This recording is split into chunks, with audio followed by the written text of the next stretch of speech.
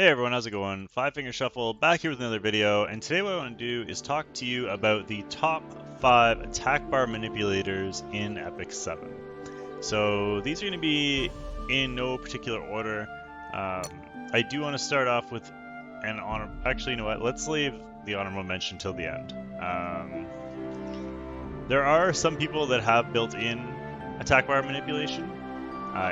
Especially you'll see them a lot now is ML Ball and ML Araminta.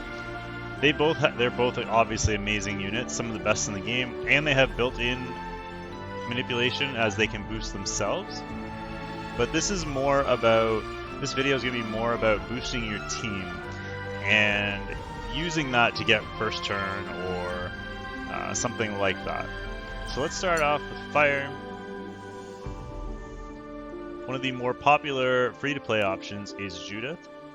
Judith is popular because of her base speed.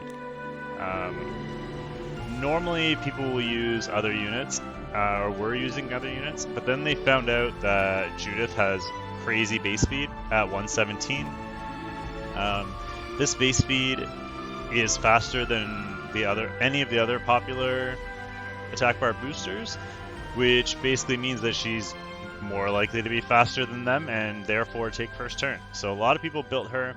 The really nice thing about Judith is that not only does she have this high base speed, but she has this high base speed at 4-star Awakened. In my opinion, they should have made it a 6-star Awakened. That way people wouldn't just use her at 4-star.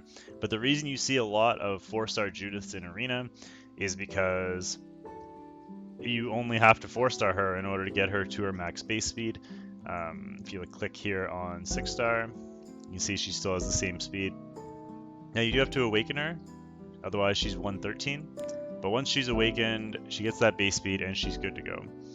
The downfall, I suppose, is that you do want to Malagora her. She starts at a 20% boost,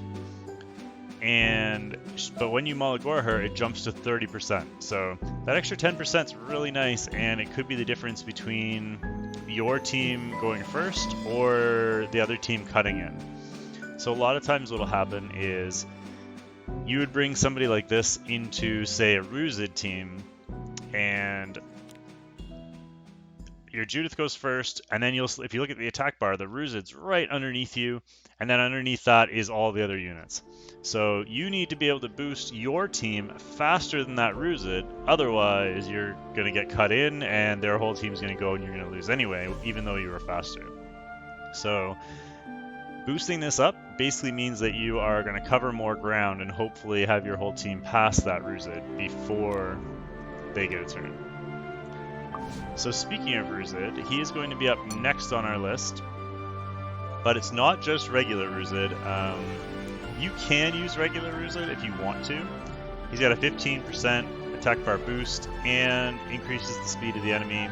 Not too bad. You can also level that up. It jumps to 25%, or sorry, it jumps to 20%. All in all, not too bad. The problem is that he has a 106 base speed, which is really slow, especially when you compare to Judith, who we were just looking at. So, if we scroll down here and we go to Righteous Thief Rousset, first up, you see that the attack bar boost actually jumps to 20%, plus 5% is 25, which is much closer to Judith than with that extra 5%. Also, if you look at his skill ups here, he still needs to be Malagored. And he's only 106 speed still, so he doesn't gain the speed here. But when you do his specialty change and you go into his skill tree, he does have speed skill ups in there, and I haven't built him, but I believe it gives him 7 more speed, which would bring him up to 113 speed, which is just a little bit slower than Judith, which makes him really, really good. The reason why you would use him over Judith, even though he's a few speeds slower, is that he does have that increased speed boost. So not only are you increasing speed this turn, but you're increasing speed for every turn for the for everybody for the next 2 rotations, which is really, really nice. And he is a continuous heal on himself, although it doesn't really matter much either. You can use him at 5-star Awaken. You don't necessarily need to 6-star him, although I think you really should, because those extra base stats are going to be really nice. But yeah, he's number 2 on the list. Number 3 on the list, one of my personal most wanted units, is Shadow Rose. So Shadow Rose is probably the most popular, not necessarily the most used, because not everybody has her, but she's probably the most popular attack bar boost in the game. Unfortunately, her base speed is kind of bad for this role, as it's at 107, and there's no way to boost that. So Righteous Thief Rousset has 106, but you can get that up to about 113. That means that she's 10 speed slower than Judith, she's 6 speed slower than Rousset. Most likely 1v1, she's going to get outsped a lot of the time. That being said, if you discount that, or if you have the gear to combat that, she's the best in the game at what she does. So not only, she has that increase of your team's attack bar by 25%, which is the same as Rousset, but it also decreases the enemy by 25% on top of it. So we had Judith at 30%. We had Rousset at 25%, Righteous Thief Rousset at 25%. We had Rousset at 20%. And now Shadow Rose, even though her increase is actually only 25%, you can double that up to 50% because of the decrease of the enemy. That's assuming you land it, so you do need a lot of effectiveness in order to land that. But a 50% attack bar manipulation is crazy for first turn, assuming you can get first turn. So if you're facing somebody other than a Judith or a Rousset, you're most likely to go first. Say they don't have attack bar manipulation on their defense, then you're pretty much guaranteed to get first 4 turns. That's, again, assuming they don't have immunity gear, but even then, that shouldn't matter. Because if they have immunity gear, they're usually slower units, and you still get the 25% increase, so you should be good to go. Alright, so next up on the list, in terms of attack bar boosting, is a new unit in Bastin. And Bastin is sort of an underwhelming overall unit. She doesn't really do much from this new collab, but we have this this third skill here. Delivers a deadly blow, detonating all bleed effects inflicted on the enemy at the end of the turn. And then in the fine print at the bottom, which a lot of us didn't notice when she first came out, a critical hit increases the combat readiness of all allies by 15%. And then if you skill her up, you look at the Malagoras below, she gets another 10% down there. So she's actually at 25% attack bar boost with a crit. And if we preview her stats, she has 113 base speed right out of the box. So when you first get her at 5-star, she's got 113 base speed. She's going to stay that way.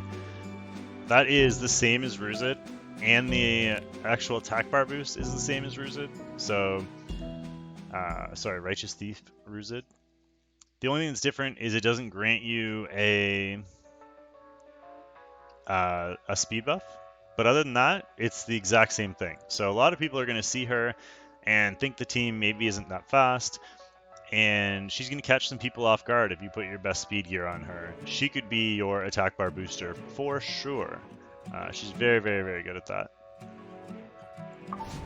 Alright, so that's 4. The 5th one on the list is one of my personal favorites, and the one that I use is Lineker. So Lineker is not an attack bar booster, which is why I was very careful to make sure that it said attack bar manipulation at the front. She doesn't boost attack bar at all. She actually decreases. So the reason I like her is because it's a 100% reduction. It's basically an attack bar reset. The attack bar reset basically means that say I'm fighting a Shadow Rose or a Judith or a Rousset or whoever, I can bring this girl in and I can take their attack bar and bring it from like 90-something% because I probably just outsped them, and I can bring it down all the way to 0. So now that unit's going to go dead last, and they're going to have a speed decrease, which means that I'm going to be way faster than them for the rest of the fight. By the time they get a turn, they're probably going to be dead. Also, the nice thing that, first of all, is you don't need to skill this up. You can if you want to. I did. I brought the skill cooldown. Especially for PvP, I think it's a great idea. It's a long cooldown at 5 turns.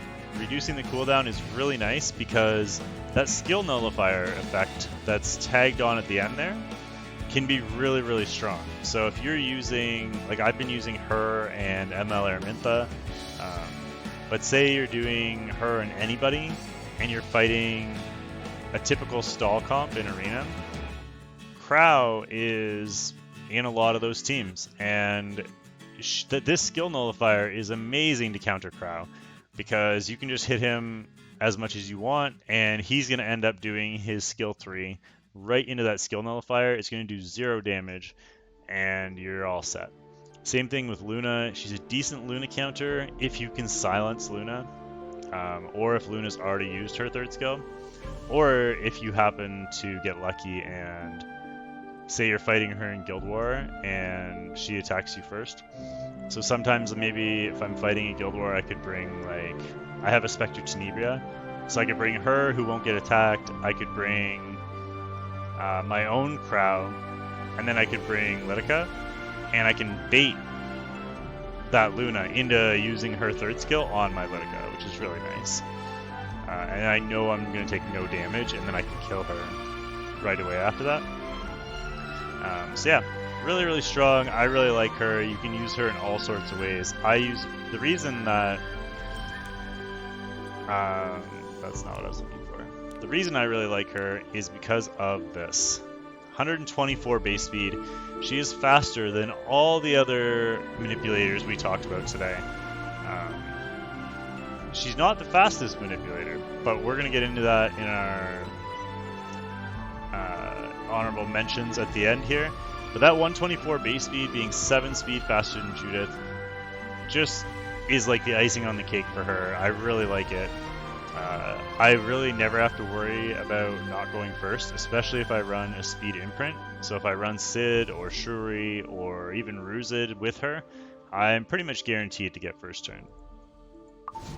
Alright, so I do want to throw an honorable mention out there because I know a lot of people are going to say, what about Celeste? Celeste has even higher base speed than Lineker at 128 base speed. Now you do need to 6-star awaken her. At 5-star awaken, she's only 124. Only 124. But at 6-star awaken, she's 128 speed, which is insanely fast. The reason she didn't make the cut is because she has a... First of all, it's a decrease. The one thing I didn't mention with Lineker is the problem with decreases is that it is effectiveness based. So you can miss. Say you're using a Rousset, it's guaranteed that he's going to boost your team by 25%. There's nothing they can do about it. There's no way to prevent that from happening.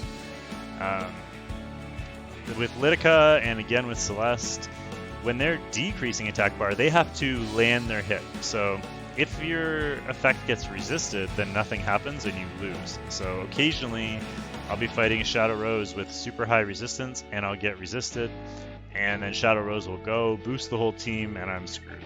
So that does mean occasionally I will lose because of that, but that's part of the reason why Celeste isn't on the list, because hers is just a reduction, and it's only 20%, and on top of that, it's only 50% chance of landing. So if I thought I was having a hard time with Lineker missing occasionally, the idea of only having a 50% chance to decrease, even though it's the whole team, it will mess up their attack order. If it's like if it's a very speed-tuned team, then Celeste would be amazing, assuming they don't have immunity gear.